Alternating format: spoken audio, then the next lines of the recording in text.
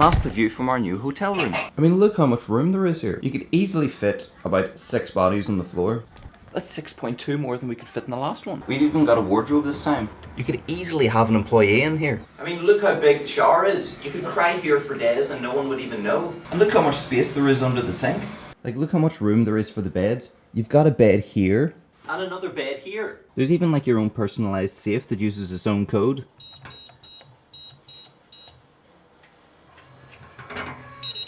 I mean, you could physically steal the safe, but then you'd have to explain why you're running out of here holding a safe.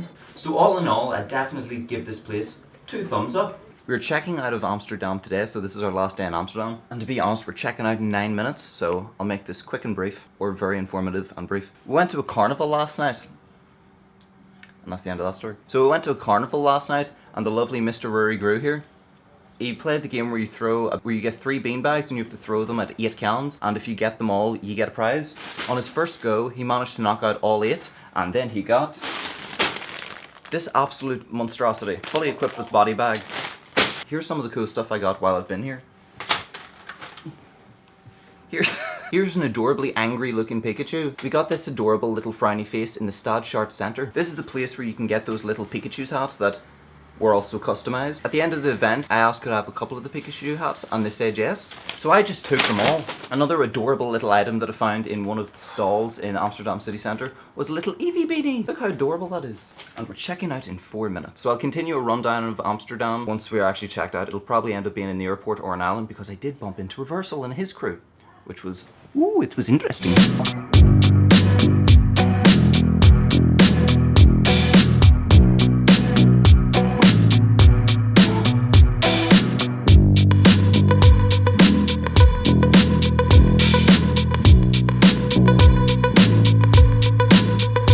Okay, right.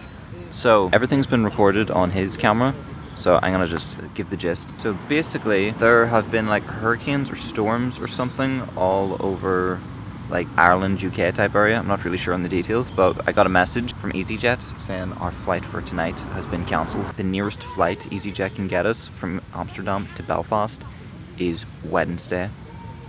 It is Monday, so that's a no. Then we're brainstorming. Let's at least get to a country that uses the same currency as us. So, London.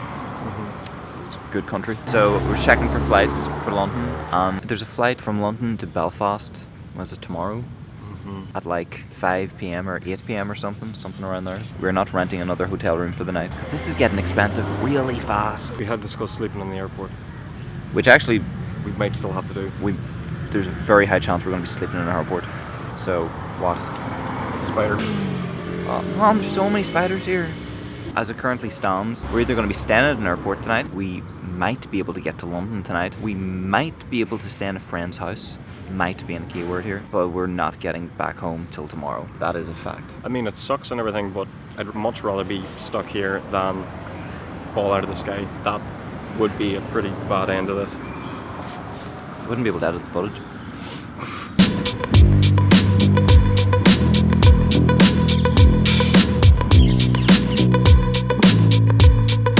And flights are booked. We leave here 7:20 tonight. We arrive at London at 7:20.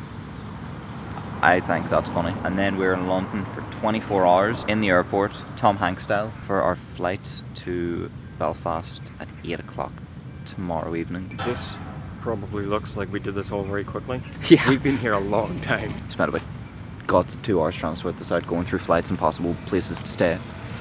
So we've lost 2 hours of our lives because of some rain and a bit of wind. Yep. Okay, it looks like we're sleeping in an airport.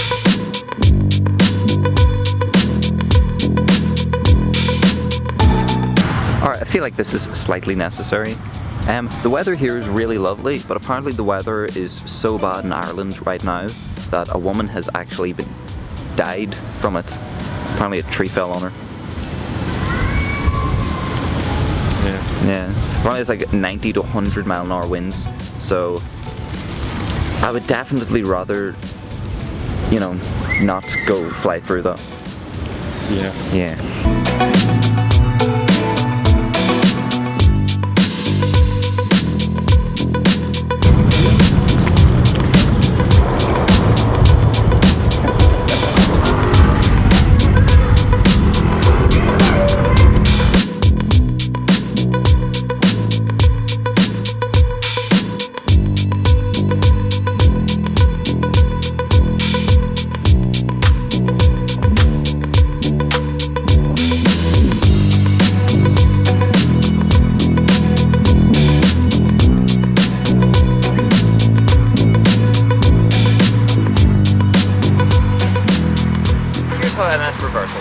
the Amstelveen event when myself and Mr. Ruairi we're just getting ready to go home at the end of the day, just talking about how the day went, what type of shots we had. And I randomly look over to my left and I see Reversal and his crew standing about 20 feet away with a crowd of like maybe 8 people surrounding him. Really, really random. So I just walked up to him, started talking. Just seems like a normal dude, you know, trying to work his way through this dark, dreary thing we call life.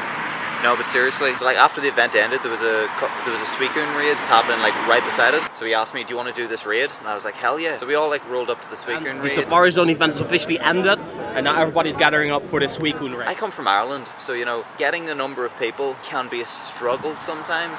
The amount of people at the raid, so many, that we were in lobbies that were completely full, and we couldn't take out Suicune because of the lag. There's 18 people in my lobby, and the health is just at half, 140 seconds left.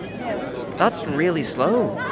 Really slow. The HP is not going down no matter what I do, and my Pokemon ain't dying, so I'm restarting. You know, I kind of have the feeling that there's too many people here, and a lot of people are having connection issues. Like it was kind of funny, but at the same time, you know, Reversal got me on camera like during the raid, and even when we were hanging out, just showing off my slightly bulkier setup compared to his. It's got a really quick and easy setup, like a wee flip top thing. Yeah, it's just it's a Joby Gorilla Pod. Whereas I'm going about with a big DSLR camera, tripod, and a Rode mic on top. Look at this setup over here. This is insane. Slightly bulky. It must be really hard to carry around as well.